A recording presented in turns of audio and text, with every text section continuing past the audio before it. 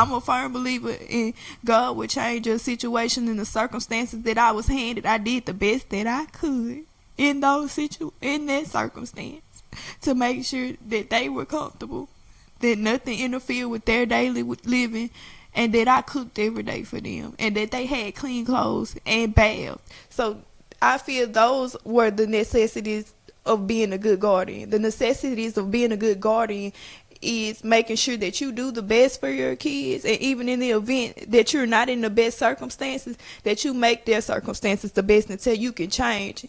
And until then, you can't do anything but to pray to God to change your situation and push for a change.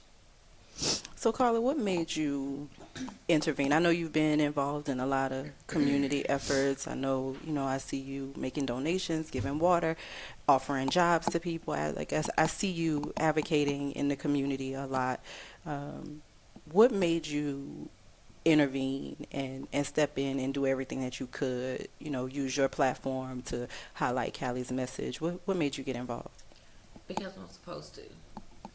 Because it could be me, it could be you, it can be anybody. And I don't operate off emotions. I don't operate off any political driven thing. I operate purely off love. So regardless to what you believe in, what your God source is or whatever, at the end of the day, everyone's main focus is love, unconditional. So with that being said, I don't judge. I don't look at, the surroundings. I just know, hey, there's help that's needed. If I have the ability and the means and the time to do it, I'm going to do it. So I did receive a call.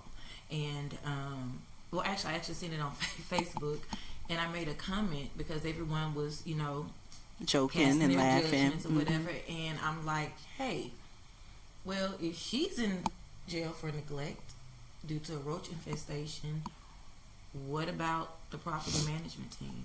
What about the landlords? I'm like, I've been here when the water was turned off. I've already seen it. And then when I went to visit her home, I was greeted, with roaches outside on the concrete having a picnic. So the police passed up roaches to comment on her literally, roaches. I passed up roaches coming to visit her home.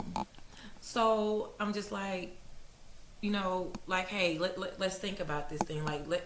Let's just take it all into consideration and just say, hey, but thanks to State Rep Stephen Jackson, that bill is being passed. That is holding the landlords, that is holding the property owners accountable.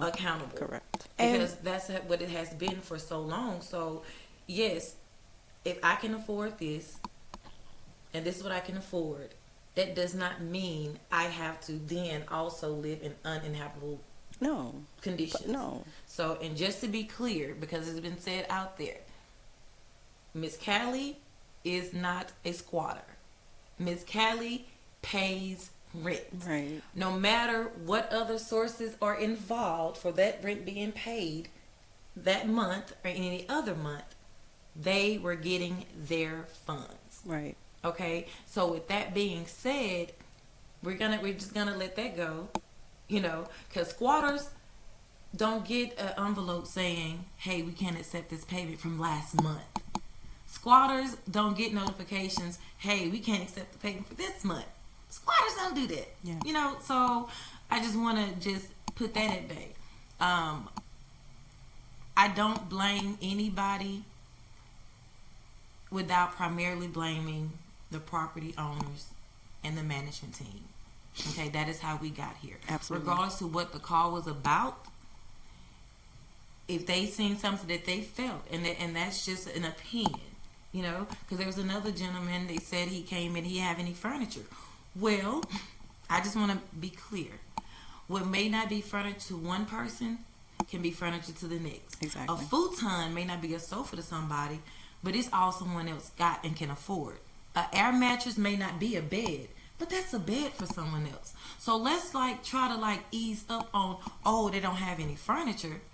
I mean, Timu has furniture. Right. You know what I'm saying?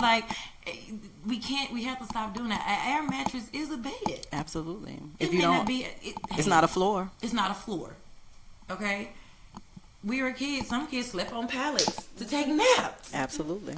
So we have to stop with that. The main things of survival is of a roof over, the children's head. This mother did that. Food, obviously, this mother did that.